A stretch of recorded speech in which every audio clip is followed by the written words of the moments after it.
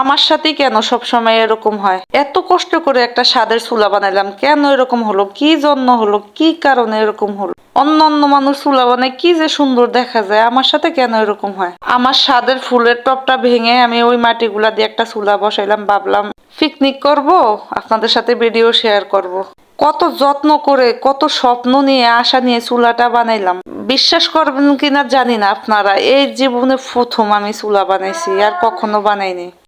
খুব সুন্দর করে মনোযোগ দিয়ে চুলাটার এই যে বানাইতেছি। এখন বলতে পারেন যে আপনি কখনো চুলা বানান নাই, তাহলে এটা কিভাবে বানাইলেন? ছোটবেলা দেখতাম মা কাকিরা বানাইতো, তখন দেখছিলাম যে এভাবে এভাবে চুলা বানায়। যাই হোক, এই যে দেখেন আমি কত কষ্ট করে চুলাটা বানাইছি। এখন এটারে মুখ বলে না চোখ বলে, যাই হোক অনেক সুন্দর করে যত্ন সহকারে যাতে না ভাঙে বানাইলাম।